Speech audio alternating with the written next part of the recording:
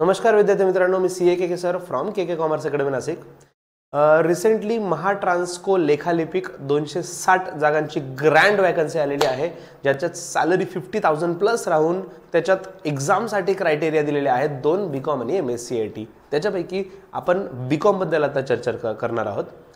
मुलांना आमचे जेवढे पण प्लॅटफॉर्म आहेत, व्हॉट्सअप, टेलिग्राम, इंस्टाग्राम किंवा शुभम सर, आमचे रितिका मॅम वगैरे, प्रत्येक नंबरवर, प्रत्येक मेसेजेसवर, प्रत्येक कॉन्टॅक्टचे सोर्सेसवर आतापर्यंत हंड्रेड्स ऑफ मेसेजेस आलेले आहेत. सर, आमचं जे ग्रॅज्युएशन आहे ते BCom नाही आहे, BBA आहे, चालेल का? BCCA चालेल का? त्याच्यानंतर BBA IB, BBA CA चालेल का? सर, माझं MBA झालं आहे, PGDM झालं आहे वगैरे, चालेल का? त्यातल्या त्यात आता तर रिसेंटली लिटरली मुंबई युनिव्हर्सिटीचे काही स्टुडंट्स आहेत, त्यांनी त्यांचं सर्टिफिकेटची कॉपी पाठवली. सर, त्याच्यावर असले BCom बॅचलर इन कॉमर्स ब्रॅकेटमध्ये कम्प्युटर ॲप्लिकेशन. मग आता ते इलिजिबल आहेत का नाही? मुलांनो, खरं जर शब्दशः बघायला गेलं ॲडव्हर्टिजमेंटच्या मेन्शननुसार, तर फक्त आणि फक्त प्लेन BCom वालेच मुलं इलिजिबल आहेत, बाकी कोणतेही नाही. बरोबर. पण सर, मग BBA वाणिज्यमध्ये येत नाही का? खरं सांगायचं तर वाणिज्य आणि व्यवस्थापन या दोन गोष्टी आहे. वाणिज्यमध्ये BCom येतं, तर BBA जे आहे ते व्यवस्थापन म्हणजे मॅनेजमेंटच्या अंडर येतं. दिस इज रियालिटी.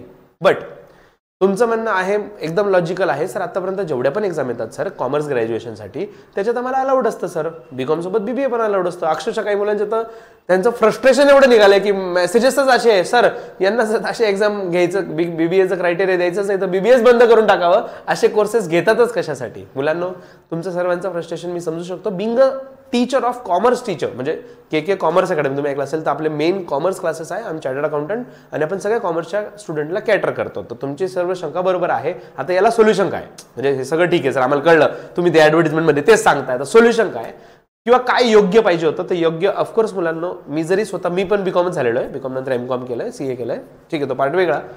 तर सांगायचा अर्थ, समजा मी पण BBA असतो तर डेफिनेटली मी पण याच्या अगेन्स्ट फाईटच केलं असतं की काय करायला पाहिजे, योग्य काय पाहिजे. तर ऑफकोर्स योग्य तर हेच आहे की BCom सोबत BBA, BBA IB, BBA CA हे सुद्धा अलाउड केलंच पाहिजे, कारण ते सुद्धा कॉमर्स अँड मॅनेजमेंटच्या अंडरच येतं. शक्यता कॉमर्स अँड मॅनेजमेंट असाच वर्ड यूज केला जातो. जरी वाणिज्य म्हणजेच कॉमर्स आणि व्यवस्थापन म्हणजे मॅनेजमेंट हे जरी सेपरेट असलं, पण कॉमर्स अँड मॅनेजमेंट असा शब्द सगळीकडे असतो, तो अलाउ केलं पाहिजे. तर फ्रँकली स्पीकिंग मी तुमच्याशी सहमत आहे, पण सहमत असून काय करणार आहे सर आपण? बघा मुलांनो, आता हे बघितल्यानंतर जे BCom वाले मुलं ते पेटतील, सरांना काही काम नाही, सर कॉम्पिटिशन वाढवत आहे, सर आमच्या विरुद्ध आहेत.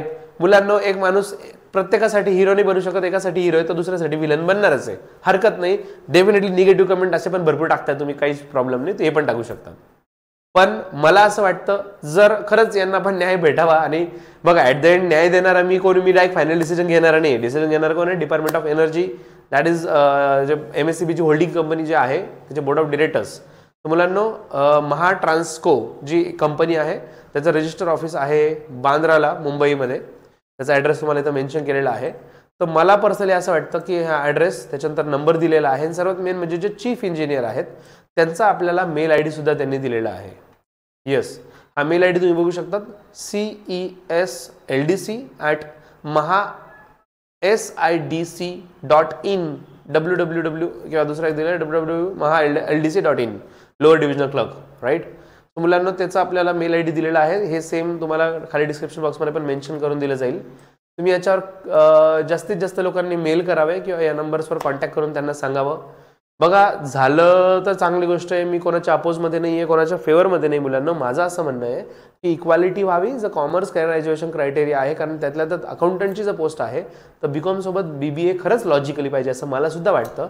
तर सर्वांनी जास्तीत जास्त मुलांनी मेल करावा. मी स्वतःसुद्धा तुमच्या वतीने मेल करेल. आपण एक फॉर्मॅट पण टेलिग्रामवर शेअर करू. त्यातल्या त्यात जो मेल म्हणजे तुम्ही स्वतः पण ड्राफ्ट केला तर काही हरकत नाही आहे, तुम्ही तुमच्या हिशोबाने पण पाठवू शकतात. त्यातल्या त्यात एक टेलिग्रामवर आपल्या चॅनलवर जॉईन असेल केलं तर करून घ्या. त्याच्यावर आपण एक फॉर्मॅट पाठवू कंटेंटचा की अशा प्रकारचा मेल आहे, तो तुम्ही पण फॉरवर्ड करा.